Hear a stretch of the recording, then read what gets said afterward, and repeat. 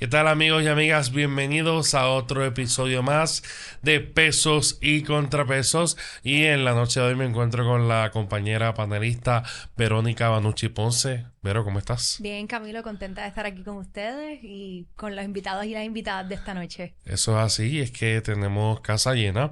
Nos acompaña la licenciada Melissa Hernández Romero del Proyecto de Ciudad. Buenas tardes. Hola, Saludos. saludos, gracias por la invitación. Aquí bien contenta. Bienvenida, usted es profesora de la Clínica de Asistencia Legal, específicamente en el proyecto de ciudad de la Universidad Interamericana de Puerto Rico. Correcto, el proyecto de desarrollo económico comunitario y derecho a la ciudad. Lo conocemos como el proyecto de ciudad. Pues La muy, Facultad de Derecho de la Interamericana. pues muy bien, orgullo, ¿verdad? Inter que nos acompaña y Nuestra estamos alma mater. prácticamente todos somos Inter. Un saludo a la comunidad universitaria. Y también nos acompaña el amigo licenciado Javier Torres Rivera. Bienvenido, ¿cómo estás? Muy buenas noches, Camilo. Muy contento y agradecido por la invitación aquí. Y aquí estaremos. Siempre, siempre a la orden. Lo quisimos traer porque hay un tema que cada vez no se habla y cuando se habla muy poco, pero que afecta el diario vivir de todas y todos los puertorriqueños. Y me refiero al derecho a la vivienda.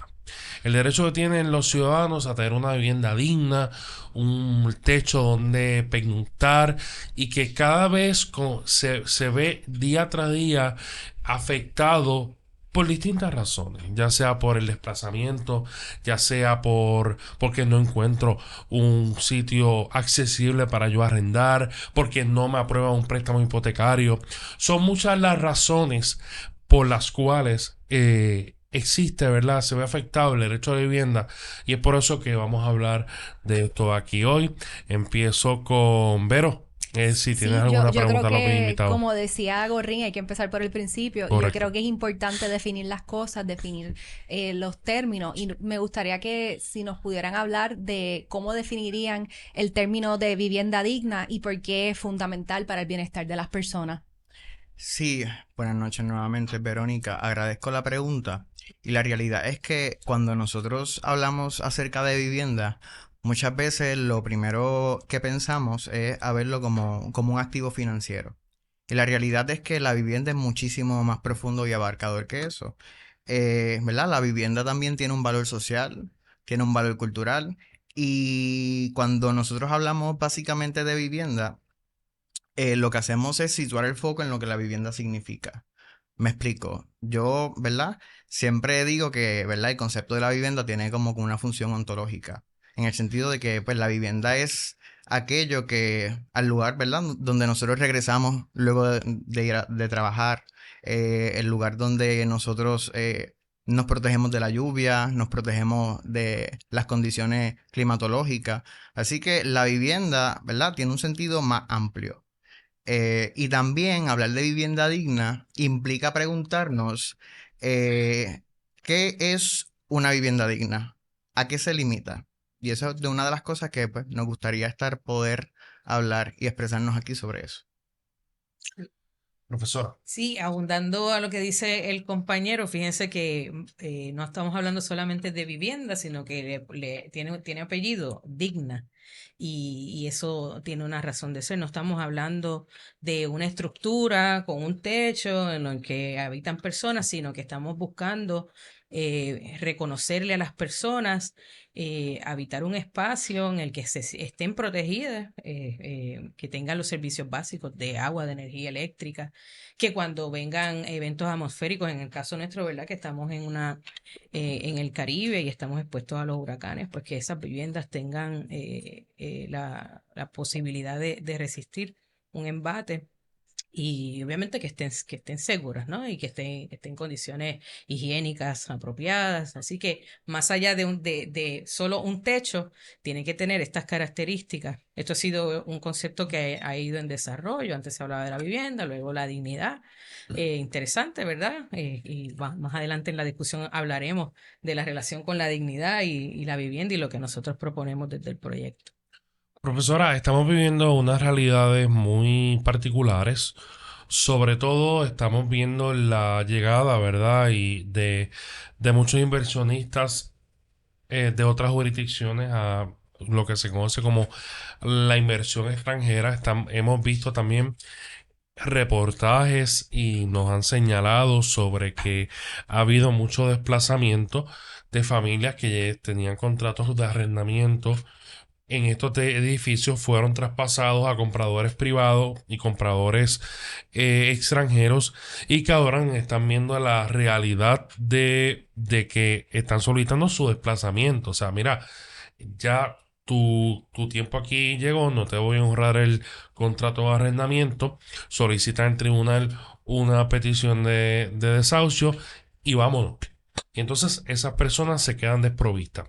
Vamos a hablar un poco de esa realidad, de cómo se está enfrentando ustedes en la clínica las solicitudes de representación legal para estos casos. Sí, bueno, reconozco que el compañero Javier Torres es el abogado, ¿verdad?, que lidera los casos, sobre todo los de desahucios, que son la mayoría de los que nos llegan relacionados al tema de la vivienda.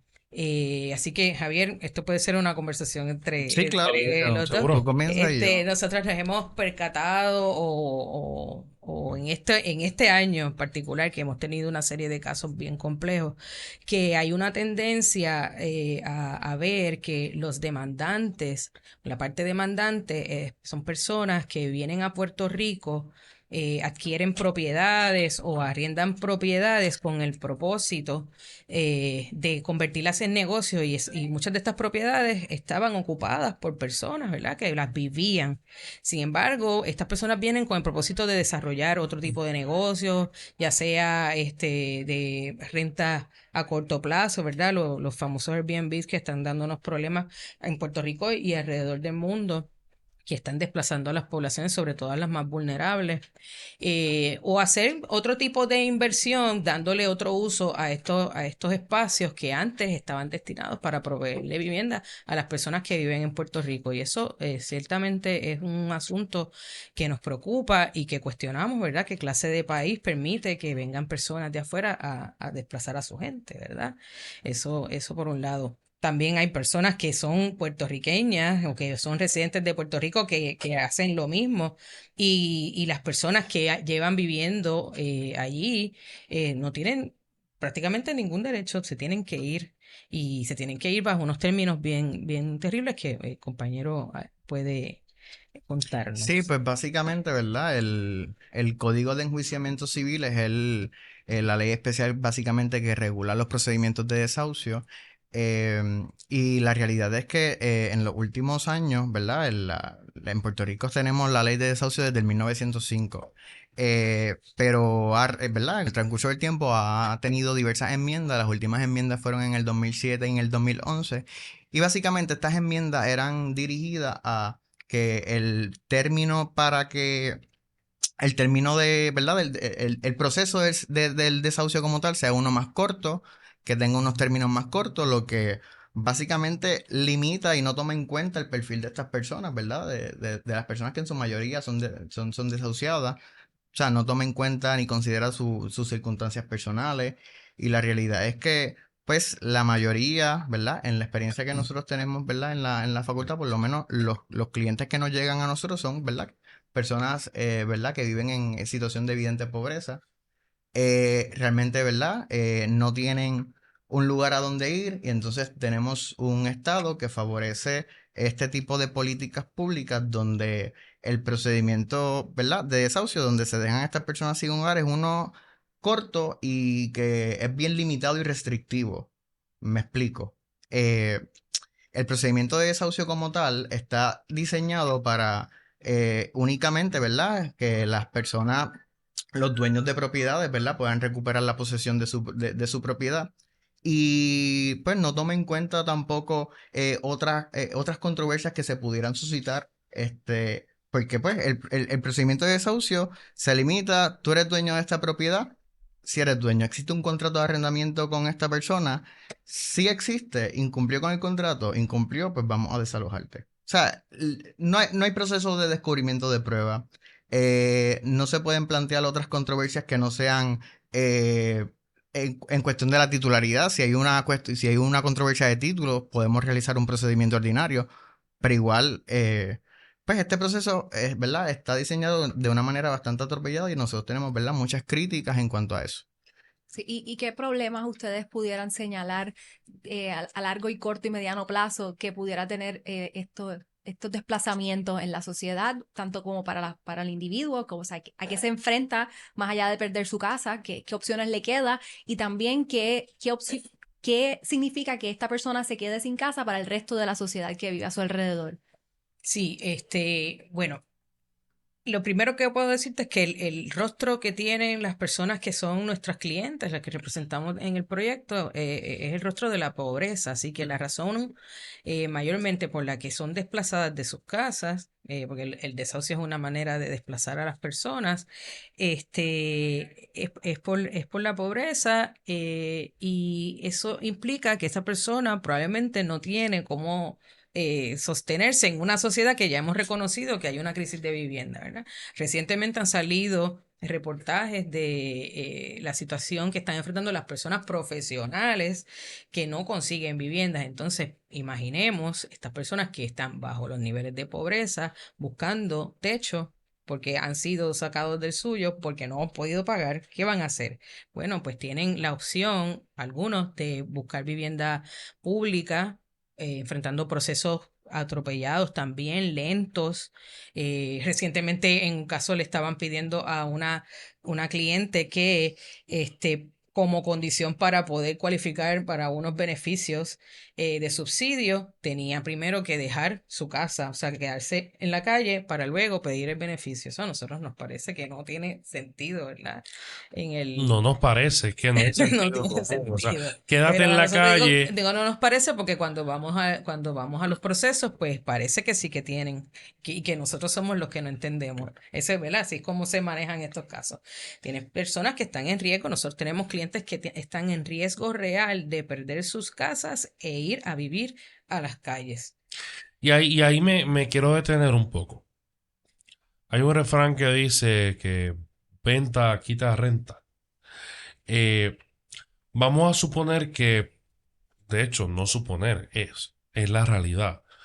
Muchas, sobre todo en la zona de Puerta de Tierra, en el medio de San Juan, se han vendido un montón de edificios a, con- a compradores extranjeros.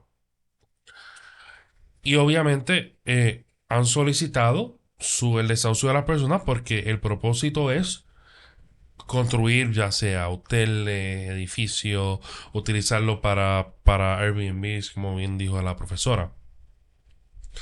Y le pregunto a cualquiera de los dos, es quién debe cargar con la responsabilidad de a dónde va a ir esa persona. Debe cargar el propietario que adquirió esta propiedad de buena fe, ¿verdad? O le corresponde al Estado. Porque entonces, ¿a quién le estamos haciendo ese reclamo? Obviamente el proceso de desahucio lo levanta el comprador. Pero ¿por qué irme en contra del comprador si él está ejerciendo un derecho propietario que él tiene? O sea, mi derecho a propiedad no tiene que depender de a dónde va, qué va a hacer esa persona después. Que hay una responsabilidad social. Pues mira, sí la hay.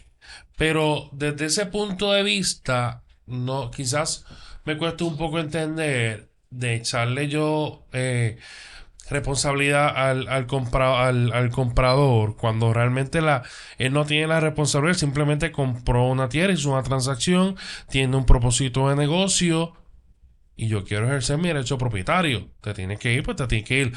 Te tengo que dar un debido proceso de ley, también te voy a honrar el contrato, que hice el contrato, obviamente. Cómo se hizo esa compraventa, cuánto tiempo le tengo que dar a esa persona para desalojar. Hay una serie de pasos que tengo que seguir y el comprador tiene que seguir. Pues mira, sí. Pero si yo compré mi propiedad y te tienes que ir, pues te tienes que ir.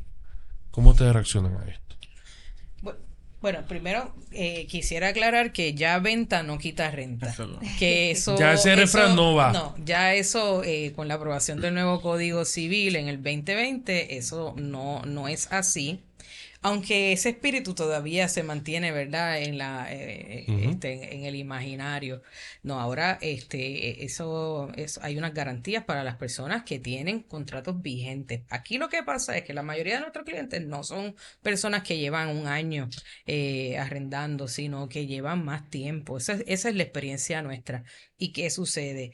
Que aquí está la práctica de que se hace un contrato de arrendamiento y luego no se renueva y que dice el código que se renueva de mes a mes cuando no hay, Hay una Claro. tacita de ¿verdad? Hay reconducción. una Exacto. tácita de reconducción que para los que son legos, pues lo que significa es eso, que se va a renovar tácitamente, o sea que no esté escrito, pero se entiende que si no te he dicho te tienes que ir, pues te estoy permitiendo que estés un mes más. No Correcto. por el término original del contrato. ¿Y qué pasa? Que eso deja desprovista a las personas. Viene un propietario, un nuevo propietario, Ujú. adquiere y pues lo que le tiene que honrar es ese término, pero luego de eso te tienes que ir, ¿verdad? En eso tienes razón.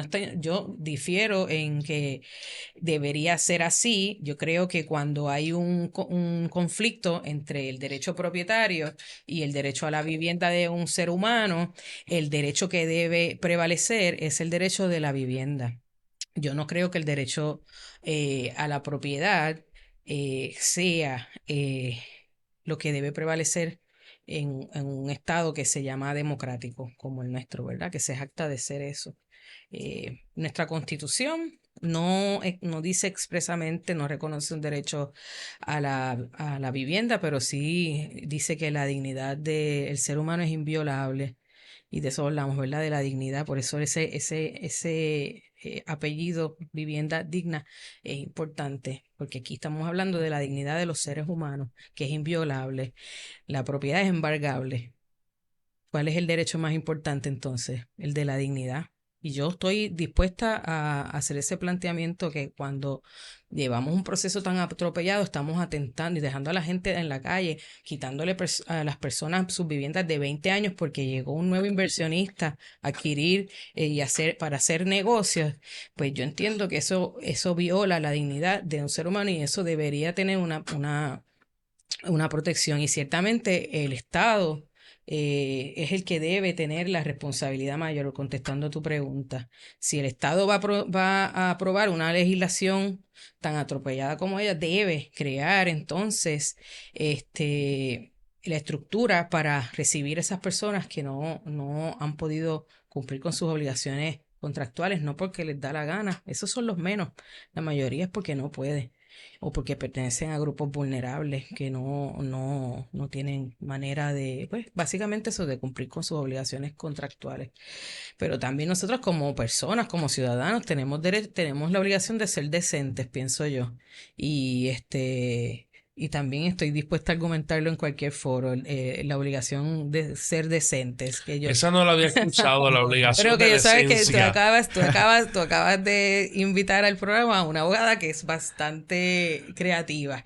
Y me parece que Claro. todos tenemos, cuando hablamos de la ciudadanía y las responsabilidades, pues sí tenemos la responsabilidad de que si vamos a hacer una inversión en una propiedad en la que residían seres humanos, no importa sus condiciones, pues el llamado a la decencia nos dice que no es para dejarlos desprovistos de hogar. Y Una persona prudente y razonable. si existe tal cosa. Ahí puede entrar Lo que pasa es que ese cuando tú término. ves, ¿verdad? Eso, porque el concepto de prudente y razonable es casi un censo. Y Ujú. cuando tú ves la opinión, aquí en Puerto Rico, lamentablemente, la mayoría o una buena cantidad de personas se han creído la historia de que el derecho a la propiedad es el derecho fundamental, principal, Y y absoluto. absoluto. Lo defienden por encima de cualquier otro derecho y yo creo que, ¿verdad? Es resultado de una programación, Sí. una ideología ahí que nos han ido endilgando y la estamos dando por cierta hasta que nos toca, ¿verdad? Porque ahora el problema de la vivienda ya no solo está tocando a la gente pobre, ahora nos está tocando a las personas profesionales y a lo mejor ahí aceptar la invitación de sentarse a la mesa a pensar cómo queremos manejar este asunto como sociedad. Sí, a mí me parece súper interesante que cuando mencionas lo de los cambios, las enmiendas para cortar los términos, pues miramos en el pasado, eran 2005, 2011, y lo tengo que traer a colación, fue el término que estuvo el gobernador Luis Fortuño, que su gobierno estuvo acompañado de olas de privatización, de despidos de personas, y entonces pues vemos que todo tiene que ver con una mentalidad neoliberal y de proteger la propiedad privada por encima de todo. Y yo creo que aquí el denominador común pues tiene que ver con la política pública que se ha querido implementar en este país. Claro, y por eso, y disculpa que te interrumpa, por eso es que nosotros, eh, ¿verdad? En la noche de hoy venimos a hablar del concepto de vivienda digna, que es muy distinto al derecho de propiedad en el sentido de que podemos ver cómo a través, ¿verdad? De lo que hemos estado hablando, el derecho a la propiedad y el derecho a la vivienda, o a una vivienda digna, no necesariamente van de la mano. A veces, y muchas de las veces, y en la práctica lo que está sucediendo es que muchas veces uno va en detrimento del otro. Y pues, y eso es una de las cosas que nosotros, ¿verdad? Deberíamos preguntarnos porque, por ejemplo, el derecho a la vivienda, por lo menos, ¿verdad? De la manera como nosotros creemos y defendemos, el derecho a una vivienda digna también está intrínsecamente ligado al derecho de salud, al derecho a vivir dignamente. Eh, Así que el derecho a la vivienda va ligado a otros derechos fundamentales. ¿Entiendes? Entonces, pues nosotros entendemos que es nuestra posición que el derecho de la vivienda debe prevalecer por encima del derecho a la propiedad. Claro. Y bajo esa misma línea, Seguridad. eh, eh, tengo que reconocer también que, o sea, y podemos establecer en esta discusión, pero los derechos constitucionales generalmente son oponibles frente a quién, frente al Estado.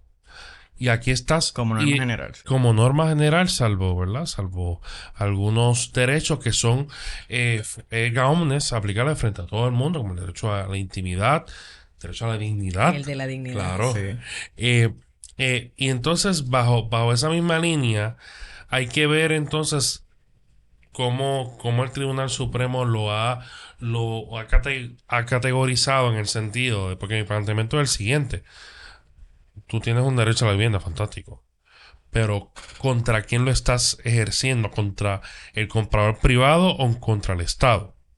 O sea, no sé si podemos Sí, claro. establecer. Evidentemente nuestra crítica va dirigida principalmente al Estado, ¿verdad? Quien es el que fomenta esta política pública, ¿verdad? Nosotros, pues, ¿verdad? Nuestra posición es que el derecho el derecho a la vivienda digna va por encima del derecho a la propiedad y, y debe ir en atención y en función de que también el derecho a la vivienda digna esté intrínsecamente relacionado con el derecho a la intimidad, con el derecho a vivir dignamente, con el derecho a la seguridad, etcétera.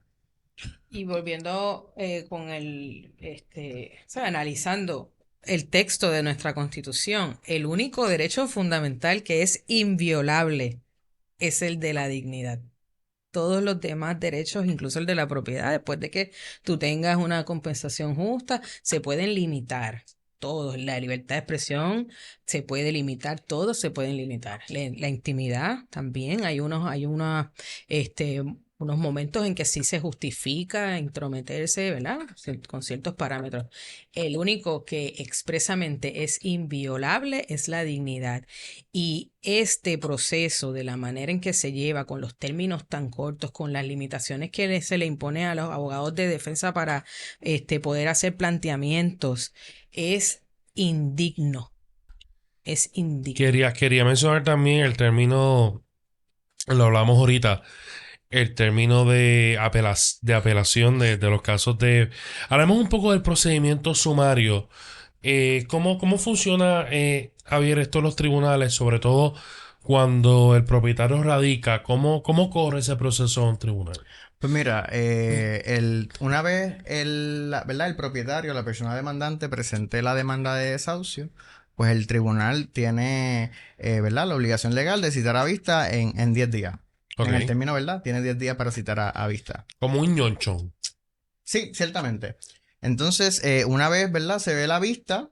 En la vista, básicamente, o sea, el procedimiento está limitado a ver si el demandante efectivamente, ¿verdad?, tiene legitimación activa, si es dueño de la propiedad, si en efecto es dueño de la propiedad, pues básicamente si existe algún contrato de arrendamiento con el, ¿verdad?, con el demandado. Si existe algún contrato de arrendamiento, pues busca si hubo un incumplimiento en el contrato. Si en efecto se prueba que hubo un incumplimiento de contrato, pues se puede llevar a cabo el desalojo. En el caso de que fuese un desahucio en precario, ¿verdad? Eh, que no existe un contrato de arrendamiento, pues el tribunal lo único que hace es constatar de que en efecto el demandante es dueño o tiene autoridad legal, ¿verdad?, para incoar este proceso de desahucio, y una vez eso se decreta y se determina que la persona, ¿verdad?, está en precario, o sea, que no tiene contrato con el dueño de la propiedad, puede decretar el desahucio. O sea, está limitado y el procedimiento de desahucio es sumamente restrictivo y no se pueden plantear otras controversias que no sean exclusivamente, ¿verdad?, la que atienda con la titularidad. Si hay una cuestión de conflicto de titularidad, ahí se podría entonces emplear, ¿verdad?, el procedimiento sumario se convierte en un procedimiento ordinario, ¿verdad?, donde se puede garantizar el descubrimiento de prueba y pues se pasa a prueba, y si en efecto se determina que la persona es dueño de la propiedad y la otra parte no tiene contrato, o si tuvo contrato o hubo violación en el contrato de arrendamiento, pues se decreta el desahucio. Sí, profesora, y quisiera que repasáramos el mismo análisis que usted hizo ahorita porque me parece súper importante, en el cual usted mencionaba los efectos para la sociedad, o sea, del impacto que esto va a tener a largo plazo o corto plazo, si no se hace algo para detenerlo, para frenarlo de manera sistémica. Sí, prometo que te voy a contestar. Pero antes quiero comentar, hiciste una comparación con el injunction, ¿verdad? Que ese término corto. Sí. Pero ¿cuál es el propósito de ese término corto en un injunction? Evitar un daño irreparable, ¿verdad? Que eso es lo que se alega. Sin embargo, el término corto que provee la ley de desahucio es para provocarlo. Si te fijas. Sí, para los amigos y amigas, un injunction es un interdicto preliminar donde, ¿verdad?, una persona establece, mira, está a punto de ocurrir un daño, como bien dice la profesora. Irreparable, y por ende, por eso es que se hace un término corto de 10 días, y por ende, el tribunal tiene que actuar en ese término, ¿no? Y las partes tienen que por lo menos señalar vista dentro de los 10 días. Y aquí relacionando un poco, la ironía es que se aprueba un término corto para provocar un gran daño, que es el dejar a una persona desprovista de vivienda. Y ¿verdad? Y eso es parte de la crítica, los términos tan cortos que no son comunes en el derecho. Hablaste del trámite apelativo. Claro. No sé, creo que no lo mencionaste.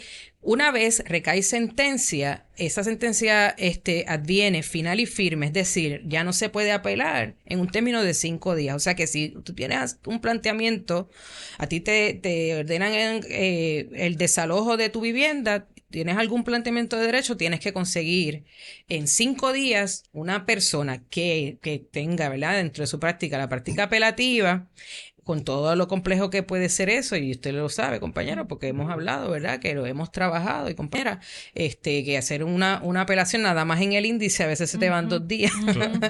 Y entonces tenemos que pensar que eso es bien costoso. Se te van 1. Y entonces y es un proceso que es costoso, de miles de dólares. Entonces estamos hablando de que las personas pobres son las que más enfrentan estos procesos, o las que tienen más urgencia, ¿verdad?, de detener un desahucio. ¿Y quién consigue en 5 días? Pues habemos proyectos como el nuestro, pero nosotros no damos abasto para atender todas esas apelaciones que se podrían presentar ante el tribunal.